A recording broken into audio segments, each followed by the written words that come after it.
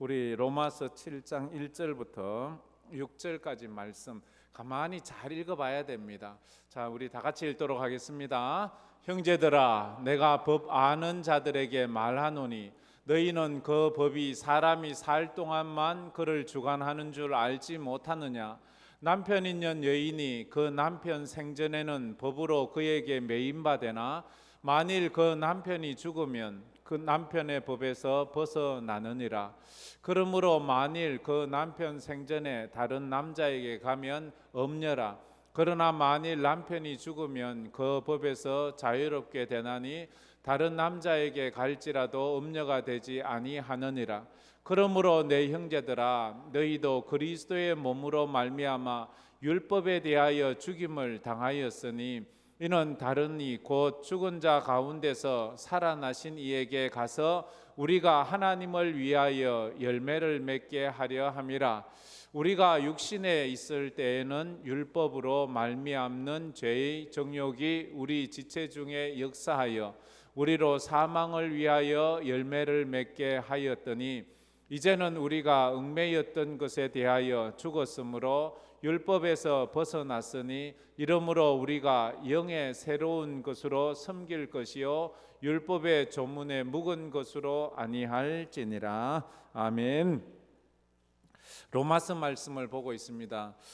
요즘 제가 생각할 때 주일 오전 설교와 또 주일 또 오후 설교 그리고 금요 설교, 수요 설교 이런 것들이 어떻게 제 느낌에는 같은 흐름으로 가는 그런 느낌이 있습니다.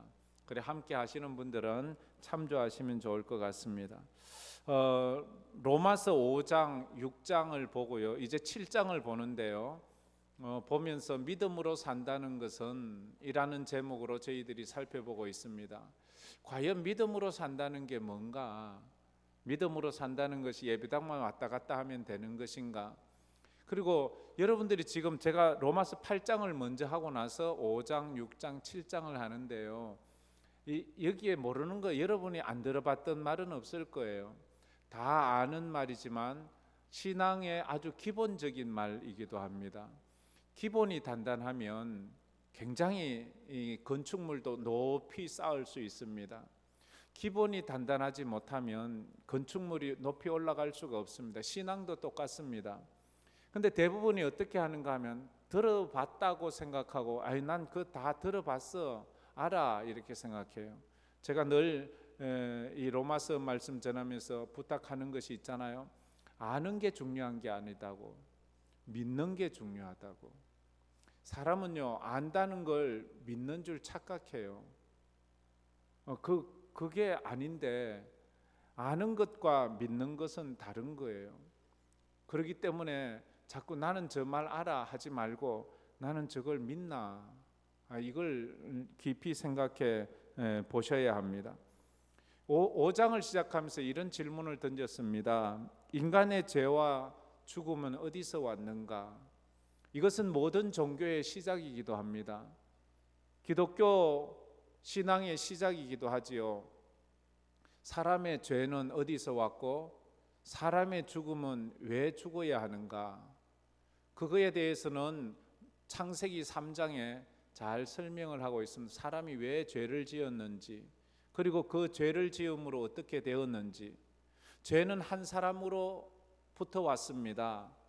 한 사람으로 말미암아 죄가 들어와서 한 사람으로 말미암아 죽음에 이르게 되었습니다. 그게 아담이지요. 그리고 두 번째 질문을 했습니다. 그렇다면 인간의 죄와 죽음은 어떻게 해결할 수 있는가? 사람은 한 사람으로 죄가 들어오고 한 사람 때문에 사망에 이르게 되었는데 그러면 사람이 누구나 죽어야 되는 이 죄, 죽음, 이 문제는 어떻게 해결할 수가 있는가? 그것 또한 이렇습니다. 한 사람으로 한 사람 예수로 말미암아 사망을 다 부서뜨리고 생명으로 나아갔다고. 우리가 죄 사함 받아 이제 죽음에서 영생으로 이르게 되었다라는 거예요. 그래서 첫 번째 아담이 실패한 것을 두 번째 아담 예수가 승리했어요. 첫 번째 아담은 불순종함으로 실패했고 두 번째 아담인 예수는 십자가에서 순종함으로 승리하셨어요.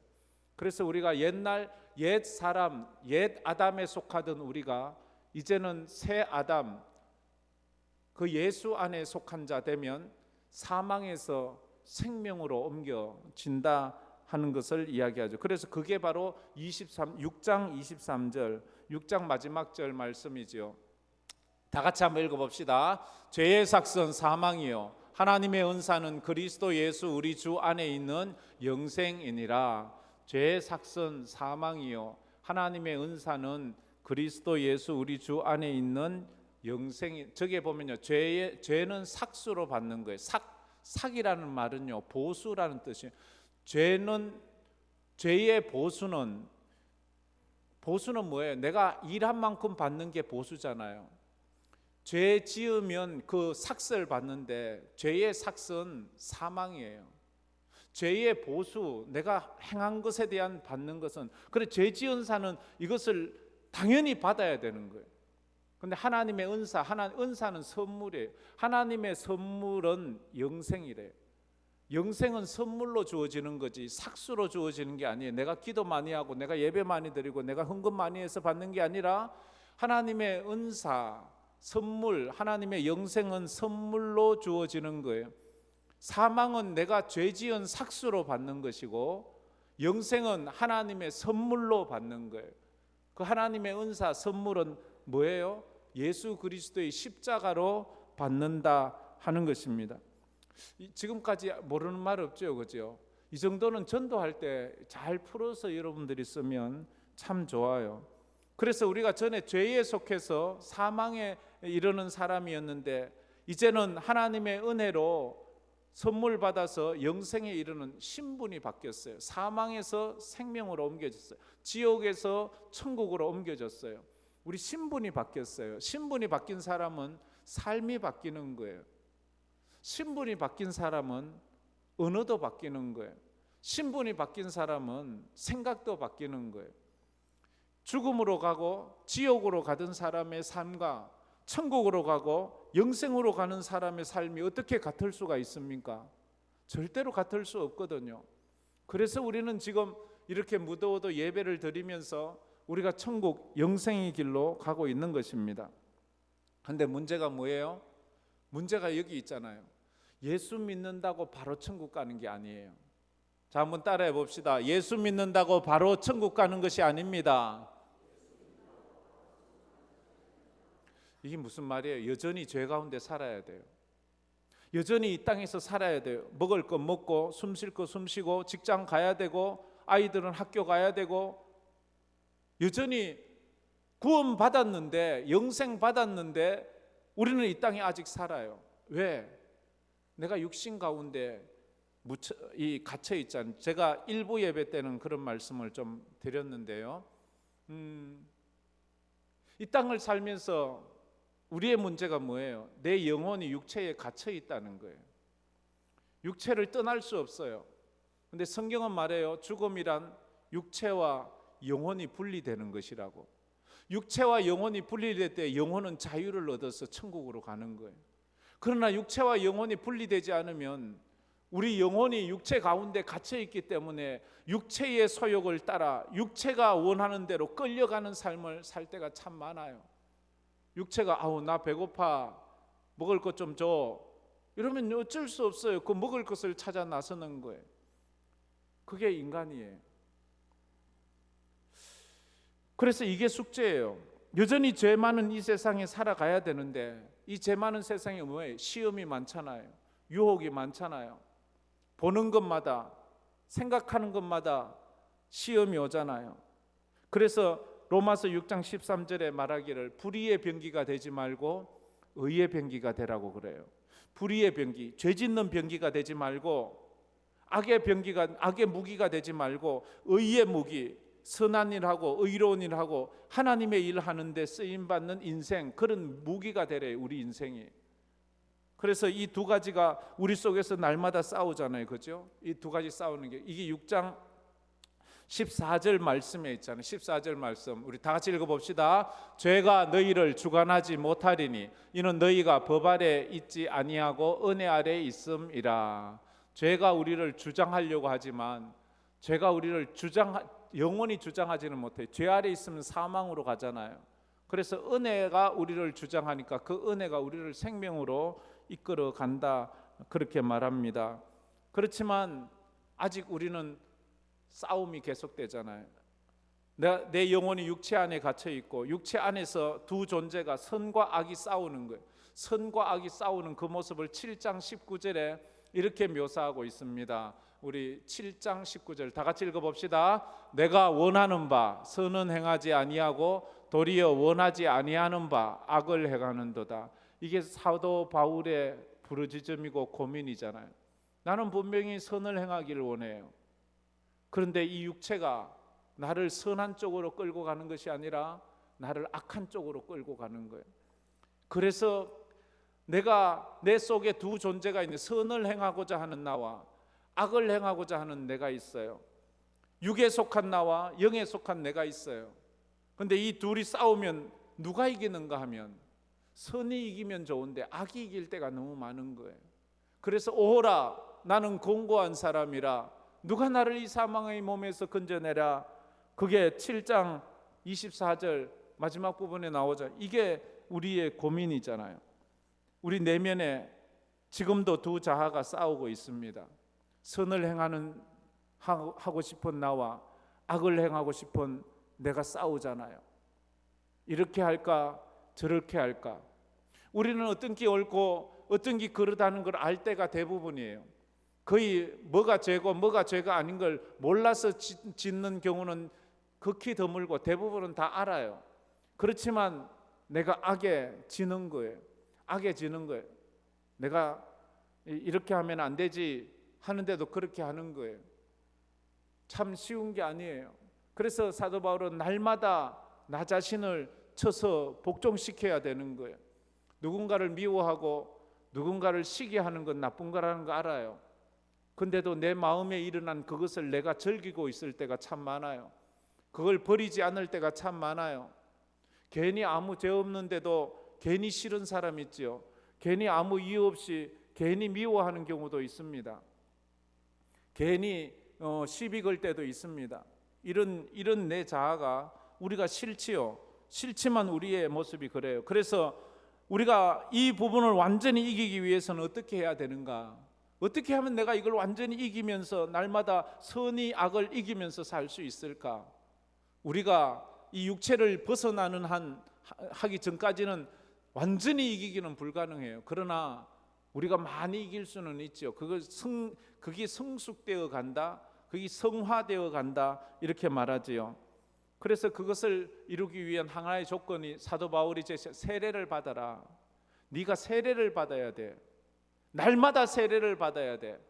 예수 안에서 죽고 예수 안에서 사는 거야. 세례라는 것은 꼭 물세례, 침례 이걸 떠나서 세례라는 의미는 내가 예수와 함께 죽고 예수와 함께 살아나는 거예요. 나는 날마다 죽노라. 사도 바울이 그랬잖아요. 난 날마다 세례받는다 이 말이에요. 난 날마다 죽는다는 거예요. 내가 죽지 않고는 순간 또 속에 내 자아가 살아 또 움직이는 거예요. 아이고 죽은 줄 알았는데 또 살아 있는 거예요. 죽은 줄 알았는데 또 살아 있는 거예요. 그래서 한 번, 두 번, 세 번 이겼다고 영원히 이긴 것 아니에요. 계속해서 사도 바울은 같은 문제로도 우리를 공격해 와요. 그래서 사도 바울이 우리에게 제시한 것이 갈라디아서 2장 20절이지요. 갈라디아서 2장 20절 다 같이 한번 읽어봅시다. 내가 그리스도와 함께 십자가에 못 박혔나니 그런즉 이제는 내가 사는 것이 아니요 오직 내 안에 그리스도께서 사시는 것이라.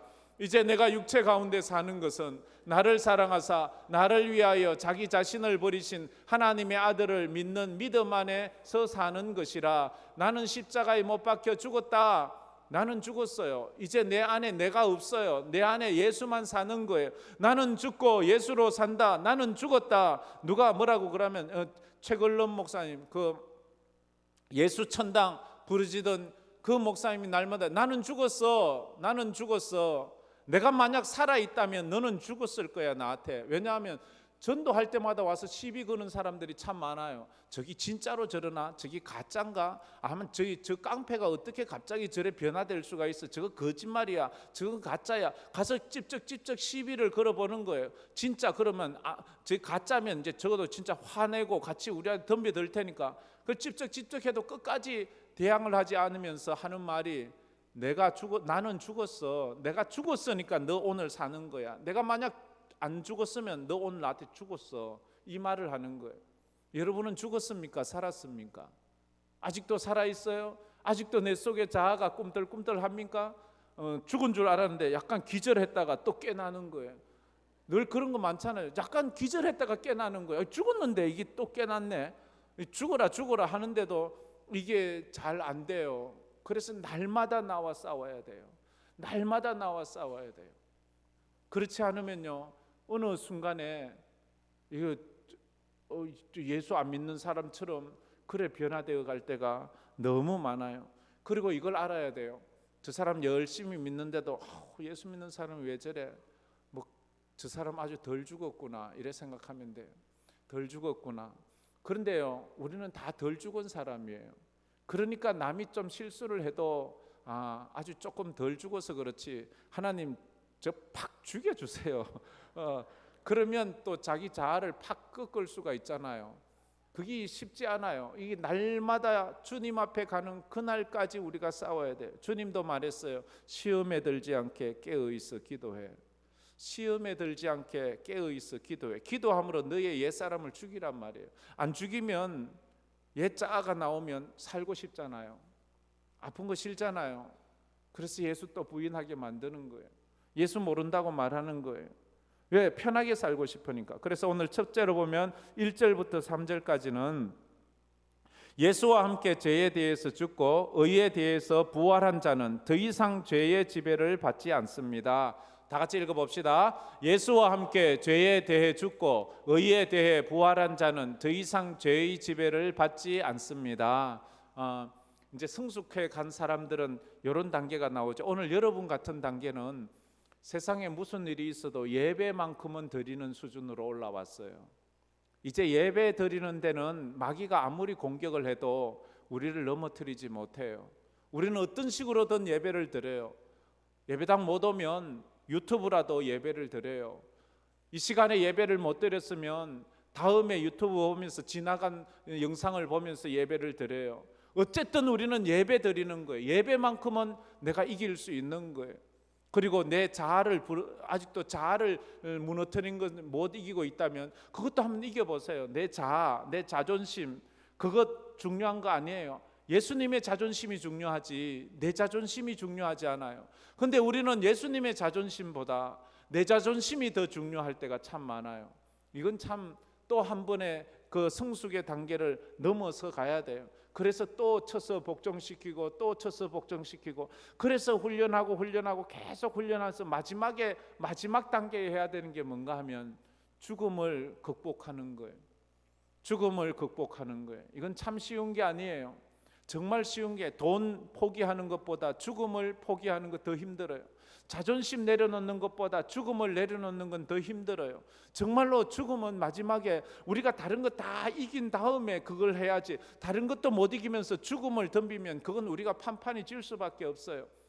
마귀가 우리 목에 칼을 대고 총을 대고 너 죽을래? 이러면 우리는 벌벌벌 떨 수밖에 없는 거예요. 큰 소리 치지요? 아니라고 말하지요. 사도 베드로도 그랬어요. 내가 죽는 한이 있어도 주님과 함께 주님을 부인하지 않겠습니다.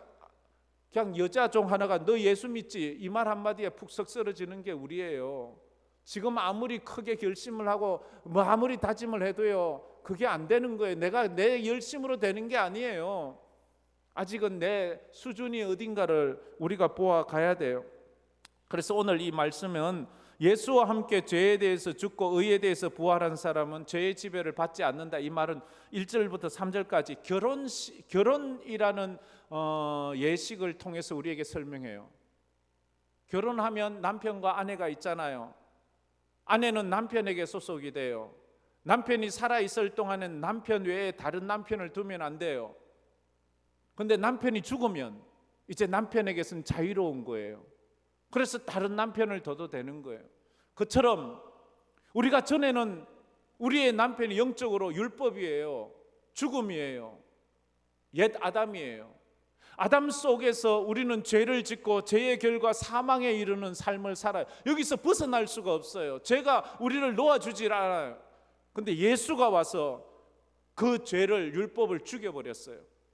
예수가 십자가에서 죽음으로 그 율법을, 죄를 다 죽여버리고 예수가 다시 살아나 우리가 예수의 신부가 되어버렸어요. 이제는 우리는 율법의 신부가 아니라 예수의 신부예요. 왜? 율법이 죽었기 때문에, 죄가 죽었기 때문에 이제 나는 예수의 신부로 살아야 되는데, 이제 예수의 신부가 되어 놓고도 죽은 율법 앞에 가서, 아이고 그 죽은 남편 무덤에 가서 앉아 있는 것처럼 죽은 율법 앞에 가 있고 죽은 죄 앞에 가서 그걸 자꾸 붙잡고 있는 거예요. 우리는 이제는 날 위해 죄를 죽인, 그리고 나를 위해 다시 산 나의 새신랑 되신 예수를 위해서 살아가는 것입니다. 뭐 어려운 말 아니죠, 그죠? 이게 믿음으로 산다는 거예요.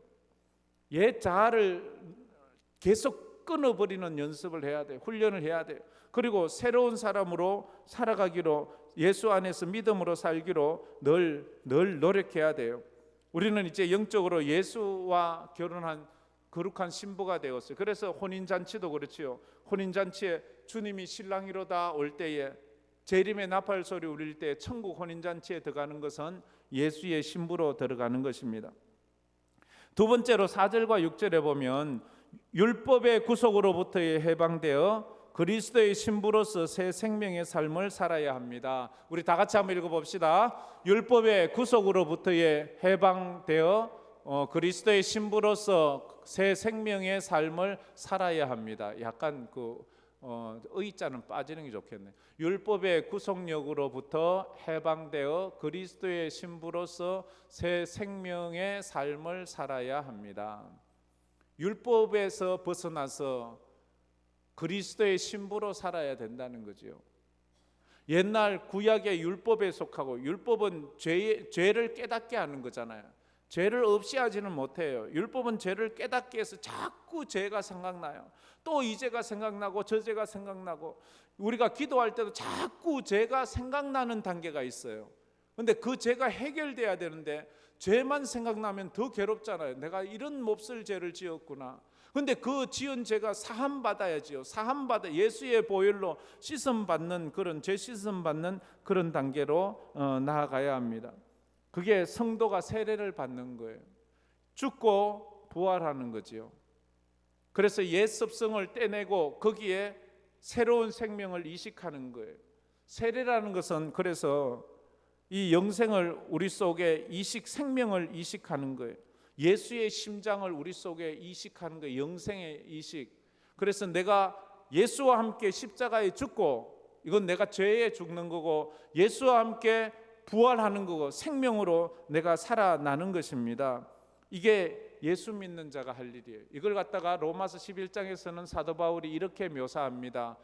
돌감람나무가 참감람나무에 젖붙이는 것으로. 다 같이 한번 읽어봅시다. 또한 가지 얼마가 꺾이었는데 돌감람나무인 내가 그들 중에 젖붙임이 되어 참감람나무 뿌리에 진액을 함께 받는 자가 되었은즉, 전 쉽게 말해서 돌감람나무 가지가 꺾여서 참감람나무의 가지에 젖붙여서 이제 참감람나무의 진액을 먹음으로 이제는 내가 참감람나무를 열매를 맺는 거예요.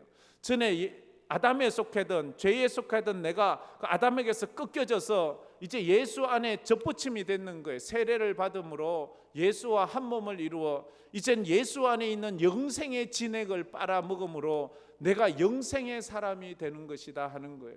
그 이야기를 우리에게 소개하는 거예요. 그것이 바로 4절 5절 말씀에 저렇게 우리에게 말하고 있죠. 4절 5절 말씀 가만히 제가 읽으면서 설명해 드릴게요. 그러므로 내 형제들아, 너희도 그리스도의 몸으로 말미암아, 그리스도의 몸으로 말미암아, 제일 끝에 보면 하나님을 위하여 열매 맺게 하려 함이라.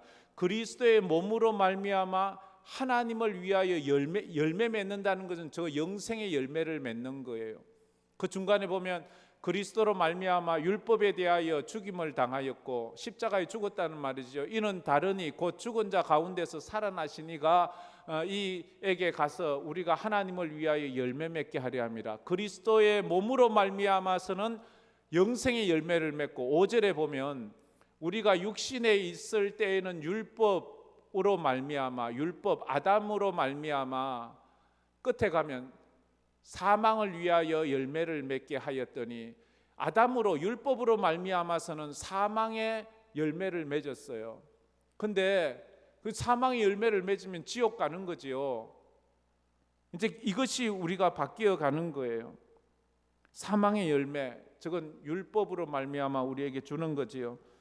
바울은 그리스도와 접붙여 한 몸이 되어 율법에 대해서 중임당했다.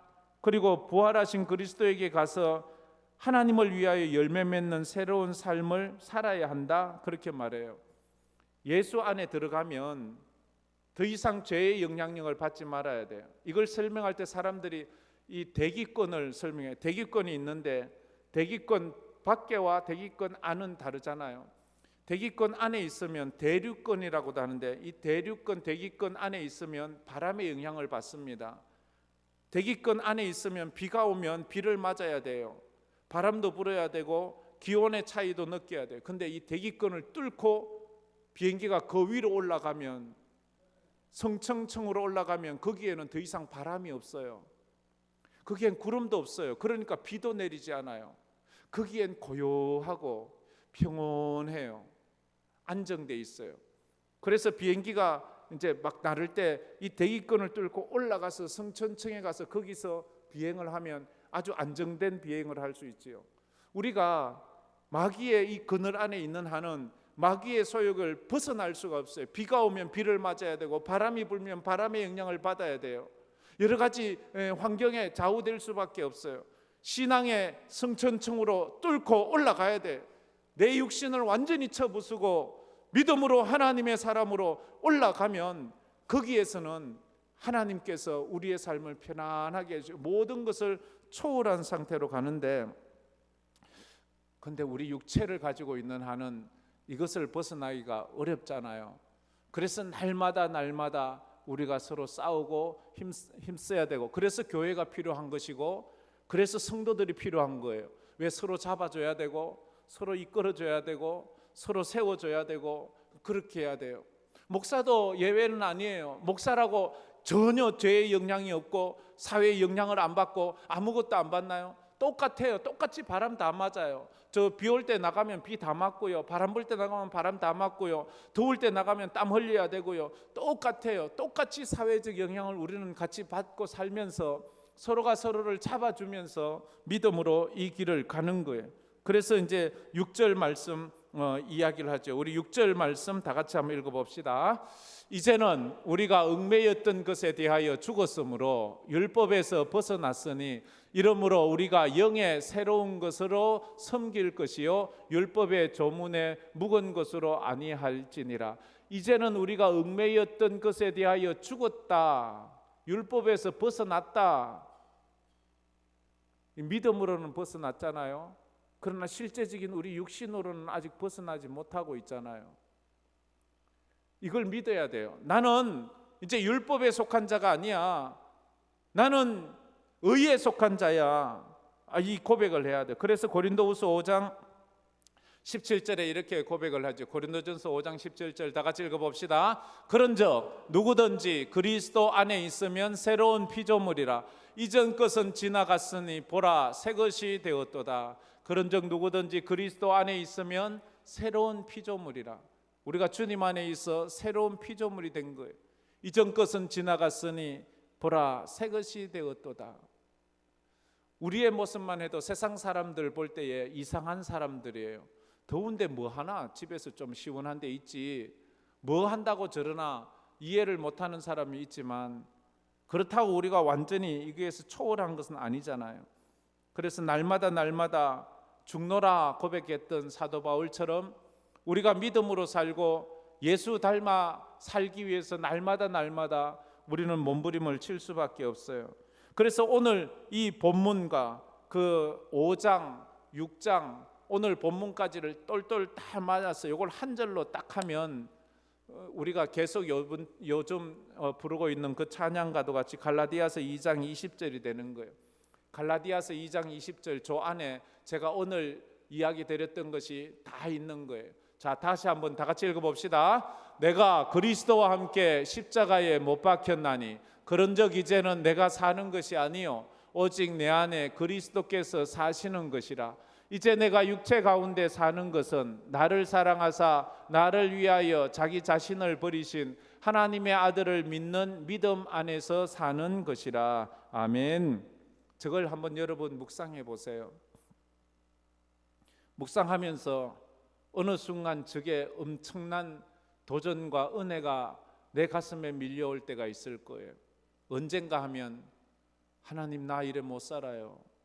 이 고백이 나올 때까지 한번 읽어보세요. 하나님 나 이렇게 못 살아요. 그러면 어떻게 해야 돼요? 그럼 지옥 가야 되나요? 그때 부르짖어요. 하나님 도와주세요. 하나님 난 못 살아요. 하나님 나 좀 도와주세요. 오호라 나는 공고한 사람이라 누가 나를 이 사망의 몸에서 건져내랴. 이 사도 바울의 부르짖음을 우리가 하게 돼요. 하나님 나 이렇게 못 살아요. 하나님 나 도와주셔야 돼요. 이게 우리의 고백으로 나와야 돼요. 내 마음은 어떻게 해요? 내가 하나님의 아들을 믿는 믿음 안에서 살고 싶잖아요. 믿음으로 진짜 살고 싶잖아요. 근데 그게 안 되잖아요. 그래서 우리는 부르짖는 거예요. 그래서 하나님 앞에 떼쓰는 거예요. 그러면서 어느 순간에 내가 또 한 단계 올라가요. 그러면서 내가 또 한 단계 올라가요. 그러면서 또 한 단계 올라가는 그 수준이 있어요. 아이들 보면 1학년하고 6학년 차이가 별로 안 나는 것 같아요. 그러나 1학년이 6학년 되기까지는 6년이라는 세월이 필요한 거예요. 한꺼번에 그걸 뛰어넘는다고 생각하지 마세요. 1학년이 한꺼번에 6학년 될 수 없어요. 영적인 세계도 그래요. 내가 한꺼번에 내가 예수 믿고 나는 이제 천사처럼 살란다. 그게 쉽지 않아요. 마귀는 우리를 절대 그렇게 놓아주지 않아요. 끝까지 우리를 붙잡고 늘어지는 거예요. 그래서 나를 날마다 쳐서 복종시키며 주님 나를 좀 불쌍히 여겨주세요. 내가 정말로 주님을 닮아 살게 하시고 이제 나는 죽었습니다. 내 안에 그리스도가 삽니다. 이제 내가 육체 가운데 사는 것은 나를 위해 사는 것이 아니라 나를 사랑하사 자기 자신을 버리신 하나님의 아들을 믿는 믿음 안에서 사는 것입니다 라고 이렇게 부르짖는 거예요. 여러분에게도 이런 은혜가 있기를 주의 이름으로 축복합니다. 내가 그리스도와